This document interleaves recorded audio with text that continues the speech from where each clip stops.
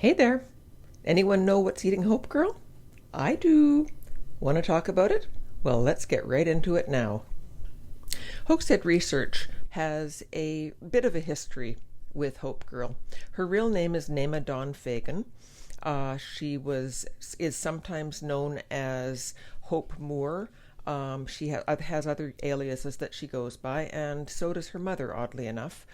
Naima's mother is sometimes known as Valerie Robitaille, and sometimes for reasons that are not entirely clear, Necheval Robitaille, without the normal LLE at the end of Robitaille.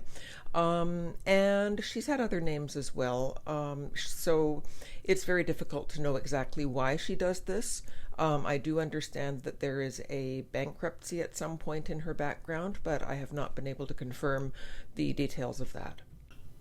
Hope Girl has a bit of a reputation in the conspiracy community, and not necessarily always in a good way. However, her main claim to fame is that she is the person who pushes something called the quantum energy generator.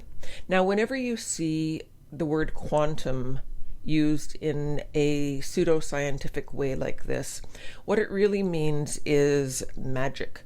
So you can just call it the magic energy generator and you'd probably be just as well off. It has been disproven many times. And it's the thing is that she doesn't actually sell this generator. It's not something that she has built or she and her little friends have built and are selling. No, what they sell are the plans, and then when people buy the plans, they're essentially locking themselves in because it's the kind of the law of diminishing returns, where you don't really want to admit that you've wasted your money on something, because no one likes to admit that they've been duped. And so you keep getting back in touch with Naima and her husband and her stepfather, and paying $300 US per hour to get their expert advice on how you can make your quantum energy generator work. Except it never does. And it never will. Because it's a fake. Because it is a fraudulent product put out by a person who knows that she is hawking a fraudulent product. That is the basic bottom line with Hoax Girl. And there is not a single working QEG anywhere on this planet that I am aware of. Now, if I'm wrong about that, please be my guest. Step right up and show me. I'd love to see it. Because, of course, if it's true, and if it is really possible to gather quantums out of the ether, then, hey, energy problem solved. Climate change be gone. We're all saved. It's great. If not, however, it's a massive, monumental scam, and she knows it. And that is what she doesn't like about me.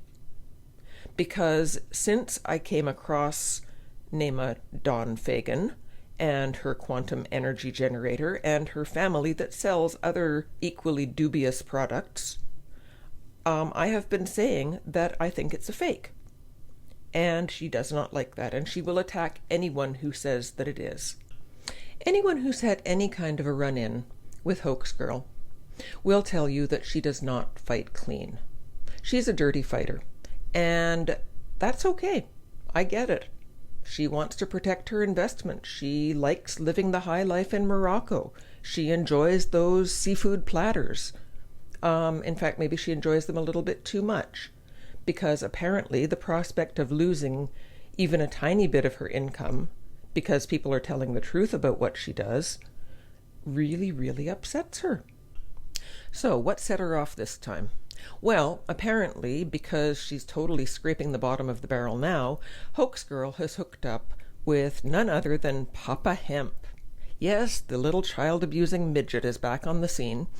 And Hope Girl thinks that he would be an excellent ally because they share a common enemy.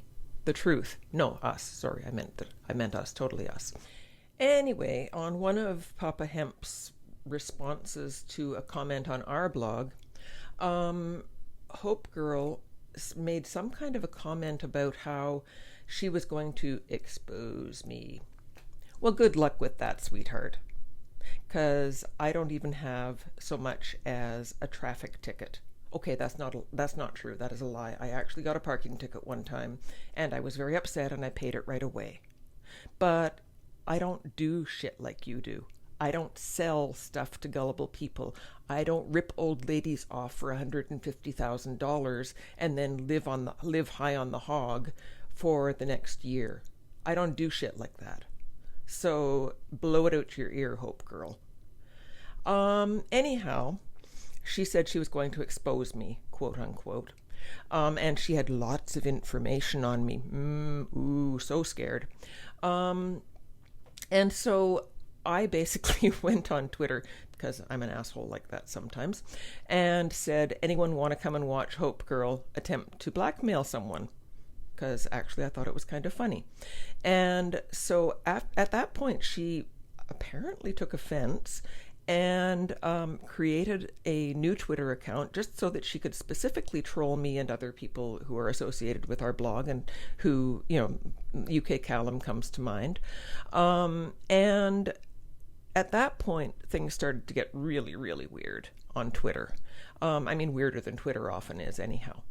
And she began saying, oh, I know all about you and your evil ways. And, you once took a stuffed beaver to the tomb of Karl Marx. And that proves that you're a communist. A communist. Do you hear me? A communist.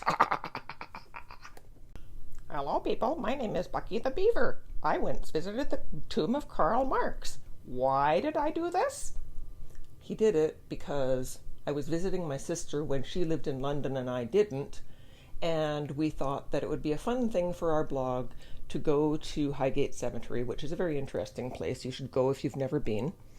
And we went to visit the tomb of Karl Marx, because why the hell not? And because beavers are meant to be industrious, we thought it would be funny to say that Bucky the Beaver, one of the workers of the world, hello Bucky, Beaver, yes, worker, yes, no, he doesn't work very hard actually. Anyway, that he would go and visit the tomb of Karl Marx. Except on the day that we got there, it actually turned out to be the anniversary of Karl Marx's death, and the place was like packed with Marxists who were literally like bringing flowers to his tomb and crying and stuff. So my sister and I had to wait for a long time to get Bucky's place in line so that he could have his picture taken on the tomb. And we kind of didn't really want that many people seeing us, because two grown women taking pictures of a stuffed beaver on a tomb is a little bit weird. And so it all got really, really strange. And culminating in us actually taking his picture on the tomb and me making a remark about Karl Marx looking like a jack-in-the-box. And now I understand the tomb has been defaced, probably, I don't know, I don't know who did it, but anyhow. I'm sure it wasn't Hoax Girl. Probably not. Most likely. Right. So where was I? Hang on. Marxism, Bucky the Beaver. Yeah, okay. Right, yes. We're going to talk about how Hoax Girl claims that I sexually abused children en masse in Canada. Where she got this was from a post on my old blog in which I said that satanic ritual abuse distracts attention from real sexual abuse. So much for the theory that I say that all sexual abuse is false. I absolutely do not say that.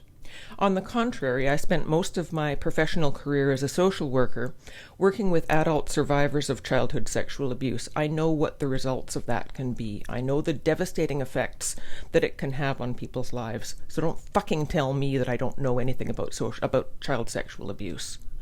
As for the claim that I worked in a residential school in Canada, that is so utterly offensive. And in fact, it's what I was able to basically get Hoax Girl's videos about me taken down on the basis of that, and I have consulted my solicitors about it, because it is a vicious, vicious lie. And when I said she plays dirty, I was not kidding. This is dirty. The residential schools are a blight on my country's history. It's difficult for me to talk about them because members of my family were kidnapped from their homes in Manitoba and taken to residential schools where the policy was that if they could take the Indian out of the Indian reservation, or the reserves as they're called in Canada, they could take the Indian out of the child.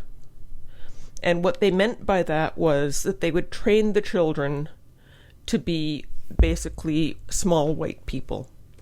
It didn't work, obviously. What wound up happening was that they wound up destroying families like mine. I'm sorry, as I said, it's hard for me to talk about this. And one of my first clients, when I was a student social worker, was at one of the residential schools. So I got to hear all about it firsthand from a survivor. So don't fucking tell me I worked at a residential school, you disgusting, ugly piece of shit. Just in case I wasn't entirely clear, when I treated that particular client, I was working in a general hospital in a city called Ottawa, which is not a residential school, you fucking moron. But that's the way Hoax Girl plays. She will try to find any dirt that she can, and if she can't find any dirt, she'll fucking make it up. Because, oh my god, they might rob me of my seafood platters. So somehow or another, we managed to get from, I worked in a hospital in Ottawa on 4 North, which is the psychiatry ward, to I worked in London in the Tavistock Institute. You're so out of touch. So out of touch with reality. But it doesn't matter, does it? Because reality is not your speciality. Making shit up is your speciality. That's what you're good at. It's all you've ever been good at.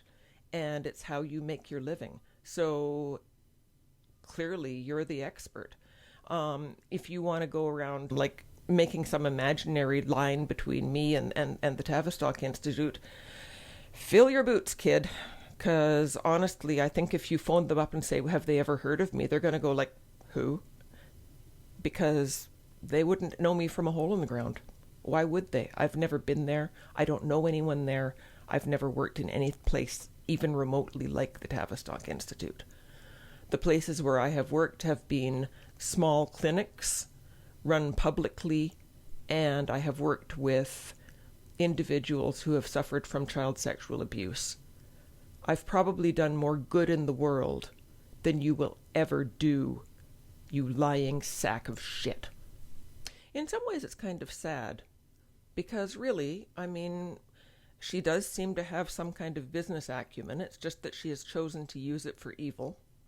And I'm saying that advisedly. I believe she is doing evil in the world. This business about fixing the world. Seriously? Seriously? I don't think so, honey. I really don't think so. So where do we go from here?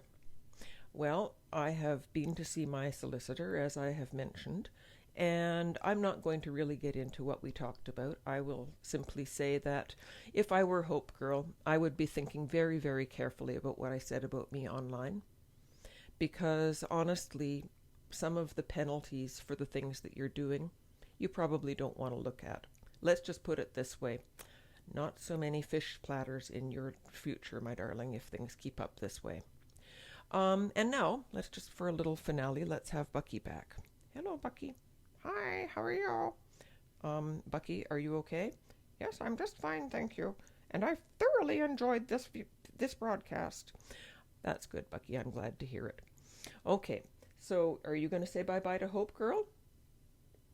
What, that bitch? Are you kidding? No! Get her out of my sight! Get her out of my sight! Woof! Out, out, out, out! Whoosh, whoosh, whoosh, whoosh.